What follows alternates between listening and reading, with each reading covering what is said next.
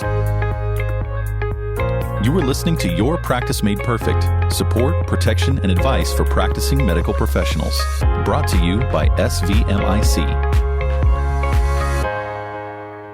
Hello, thanks for joining us today. My name is Brian Fortenberry, and in this episode of our podcast, we are going to be talking about disaster preparedness, something that's going to be exciting. I'm certain we all love to embrace disaster, right, Rana? Right. Yeah, sure. Joining me to discuss this today is Rana McSpadden. Thanks for being here. Well, thank you. So before we get into talking about the wonderful world of disasters, tell us a little bit about yourself and your time at SVMIC. Well, I've been at SVMIC for the last 7 years. I've enjoyed every minute of it. Prior to coming to SVMIC, I was a practice manager for 4 years, and before that, I've worked up through the ranks over the past 20-plus years. So I've been in medical business for over 20 years. I'm a fellow through MGMA. I am a certified professional coder. I belong to the Tennessee MGMA, local chapters. I'm all about medical management. That's fantastic. So you're really going to be able to help us today understand a little bit more, because this is something that really is important. It really is. That medical groups need to understand, right? So many groups do not have any kind of disaster preparedness already. So when something happens, it just goes to heck in a handbasket. Yeah. So whenever we start talking about disaster from the perspective of a medical practice, what exactly are we talking about? Well, a disaster really is anything that puts you out of business for 24 hours or more. You can't see patients. You're not able to do what you need to be doing. So generally when we think of disasters, we think of the large things, tornadoes, floods, fire. But there can be small things too, your computer system crashing. Yeah, that's exactly what I thought about. Yes, the power going out, your internet being cut the next town over. Right. If you can't access your records, that's a disaster. The first thing I thought of is some type of potential cyber attack, or even the power went out, or just a variety of issues that you might not even, one, have access to the building, or two, have access to any of your records or your data. Exactly. So why do groups need to have a disaster plan in place, really? I mean, obviously, you have to be able to get through the disaster, but why is the need there for this? Well, the real need is because in a disaster, we still have an obligation to our patients and our staff. These people are depending on us to be there for them for their needs. And if we're not able to get through the disaster ourselves, we can't be there for them. And so the biggest thing is to also have an organized plan on how you're going to make it through this. Because the last thing you want to be doing is running around like a chicken with your head cut off, trying to figure out how I'm going to get this, what do I need to get there, and then get to the end and realize, I forgot a humongous thing. If you're waiting till the point that the disaster happens, you're in such a panic state, I would imagine, that one, you're not making well thought out decisions at that point. Exactly. And number two, like you said, you may not even have what you need just to get through.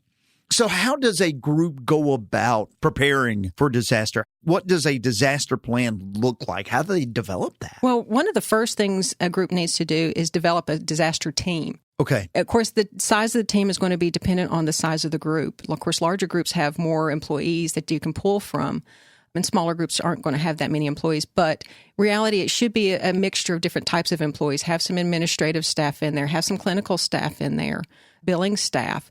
That way, they have perspective on things that the manager might not necessarily have eyes on or understand what they need to get in order to get back to 100% fully operational. You probably need someone to represent every part of the clinic. You need to be able to touch every part to know how this affects them. Absolutely, right? Yes. So if you're in the process of trying to develop this on a team basis, do you bring them all in at one time to lay it all out? How have you walked people through this plan process? It's going to kind of be, again, dependent on the group. It wouldn't hurt to meet as one group together, start throwing things around, and then as things progress, then only meet with certain sections. I got you. So is the first part of that group looking at what the vulnerabilities might be or what the issues could potentially be? What is their first charge really as a team? So as a team, the first charge is to look at what your vulnerabilities are. Okay. So you're going to be looking at your external vulnerabilities and your internal. So external are those big things. These are the community things that affect everybody in the community, the tornadoes, the forest fires or brush fires, the floods that come through. that wipe out everybody. Right. You don't have as much control over those type of things. And also you need to think about the type of area you are in. Certain groups might have external vulnerabilities that others wouldn't, such as if your group is close to a nuclear power plant or close to a fault line. You're going to be thinking more along the lines of what happens if we have a nuclear meltdown and how we'd escape. If you're close to the nuclear power plant, or if you're close to the fault line, what are we going to do in the event of an earthquake? That makes sense. So a disaster preparedness for a group, say in Memphis near a fault line, might be different than East Tennessee near the nuclear power plant. Absolutely, is what you're saying. So you just have to look at what could affect. And then, of course, there's like tornadoes or wildfires or things like that that could affect anybody. Yes. So you just have to be prepared for it. So, Rana, when we're talking about assessing our vulnerabilities, this external versus internal vulnerabilities, what's the difference? Why is that important? And can you expound on that a little bit? Absolutely. So external vulnerabilities are everything that hits the community. So tornadoes, floods, huge fires like the brush fires that are happening in California, Sure. or even what we had happen in Gatlinburg a few years ago. But internal vulnerabilities are those things that hit your practice only. So cybercrime, ransomware, workplace violence, power outages, internet being cut, that kind of stuff. So that's a really huge difference between an external and internal vulnerability is how many people does it affect? Of course, you're going to have plans for each type of vulnerability that you have. You're going to react to a brush fire a little bit differently than you may to an internal fire. Right. And I would think, too, when it is something external that is big enough to involve the entire community, say a big storm, floods, tornadoes, brush fires, like in Gatlinburg, that's going to impact a lot of different people. And so their expectation maybe of your clinic is maybe different than if it's just an internal issue and everything else in the world is okay. They show up and they can't get the services they need. Correct. If a big external thing happened, tornado comes in, wipes out half the community, Sure. They know that your building is probably not going to be standing there. But if a patient comes in and you've lost your internet connection for the day and you can't access any of your records, they don't care. They're there to see you as the doctor and they want their care. So that's why you need to have backup plans for all this kind of stuff, how you're going to get through this disaster. And I would think, just thinking about from a layman's standpoint, I probably need to make real sure that I have these internal things taken care of for sure, because healthcare has become such a customer experience now, a patient experience and how they rate you and their expectations of good care, that they may be more understanding of an external vulnerability than an internal. So we really need to look and design things that we can at least stay functional. Yes, because there again, our patients don't care that we're suffering a internal disaster. They're there to get their care. The building's still there. All the staff is still here. Well, why can't you see me? I don't care that you can't get my record. Still, you need to see me. I'm still sick. Yep. Right. I've heard the term reverse planning. What is that and what does that mean? So reverse planning is you see the ultimate goal. What do you need in order to get up and running again? And then deciding, okay, so our ultimate goal is to be here. Let's say my server crashed today. Okay. What do I need to be 100% operational? Well, the first thing I need is I'm going to have a server. Sure. So think back, where am I going to go get a server? Who do I need to contact for that? Now, once I have the hardware in place, what software do I need to have loaded on there? And then once I get the software loaded on, well, then I need to go in and get my backup. Right. So is this all something that I can handle myself, or do I need to bring in somebody outside to do it? If I'm not comfortable doing it myself, who is my IT person? Who is my IT company? Do I have somebody in our company that does IT? So who do I need to be involved in this situation? So that's all what the reverse planning is it gets you your ultimate goal, and you start reversing back to think, what do I need in order to get to that ultimate goal? So that is definitely something that you look at when it comes to disaster preparedness. Yes. What are some steps that you and SVMIC help policyholders, practices? What is some of the things that you do to help people through this process?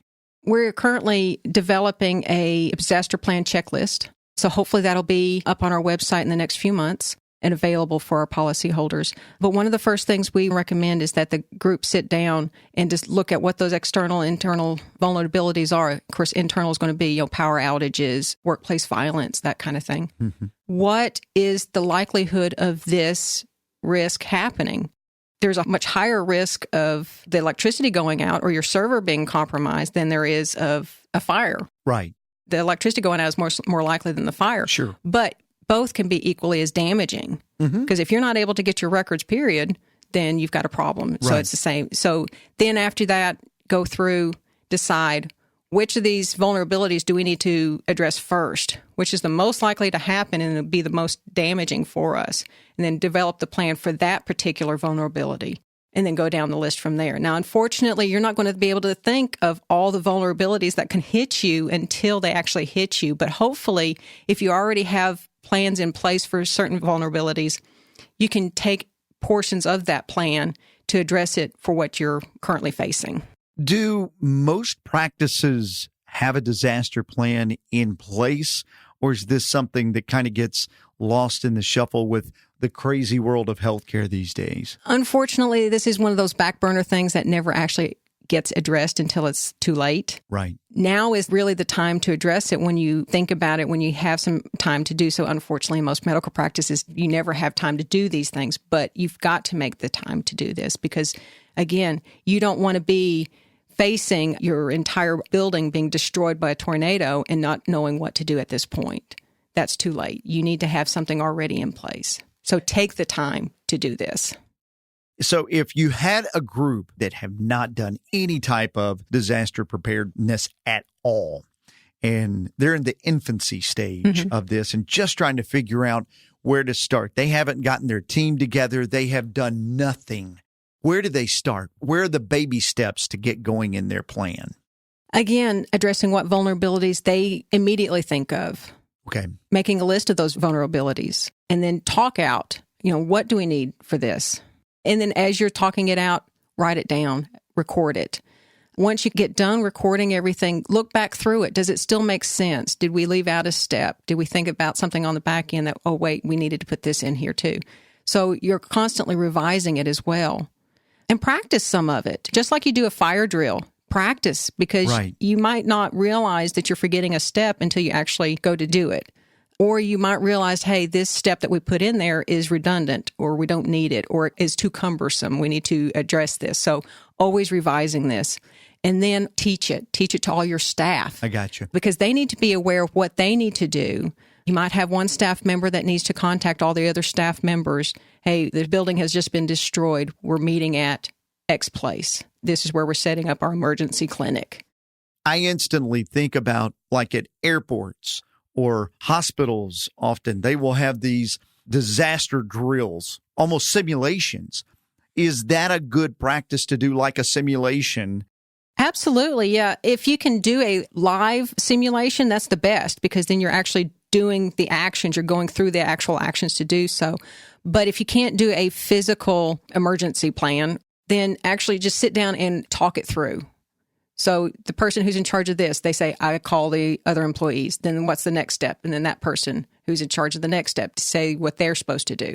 I would imagine by going through that, practicing it, or going through a simulation, talking it through that way, that's a good way to check to see if you've got huge gaps or holes in your plan.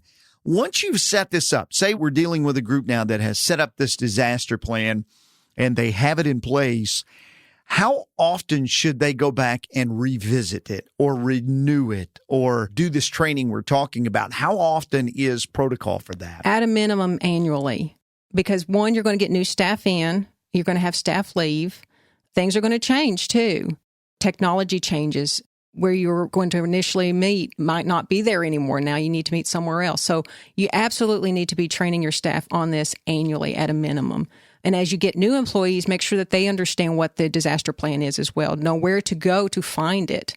So new employees, part of their onboarding is, if a disaster happens, this is where you go to get the disaster plan. This is where you need to go look. And then annually have all the staff either practice the disaster plan or at least train them on what the disaster plan is.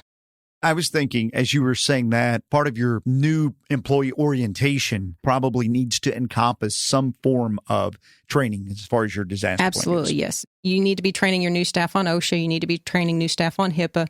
It's just as easy to go ahead and also train your new staff on the disaster plan.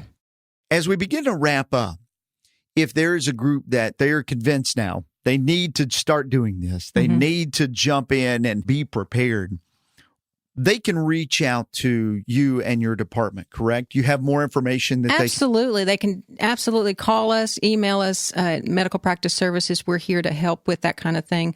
We might not be able to sit down with them and actually do their disaster plan with them, but we can give them some resources where to go, where you might find a sample disaster plan. Because unfortunately, a lot of groups want a sample handed to them that they can just kind of build off of. Right. But a disaster plan, in my opinion, is something that is so personalized to that practice. It's really hard to have a one-size-fits-all sample. So that's one reason why we just kind of give a basis and then for them to grow from there. That makes sense to me. It's not a just insert name here type thing because, as you said, a group that is, say, 60 doctors versus a group that is 3 doctors in an urban setting versus rural setting, those are going to look very, very different. They definitely are. What we can do as well is in our show notes for our podcast, be able to put some things there that would help them out. Rana, I really appreciate your time. Thanks for being here. Well, thank you. I appreciate it. Thank you for listening to this episode of Your Practice Made Perfect with your host, Brian Fortenberry. Listen to more episodes, subscribe to the podcast, and find show notes at svmic.com/podcast. The contents of this podcast are intended for informational purposes only and do not constitute legal advice. Policyholders are urged to consult with their personal attorney for legal advice, as specific legal requirements may vary from state to state and change over time.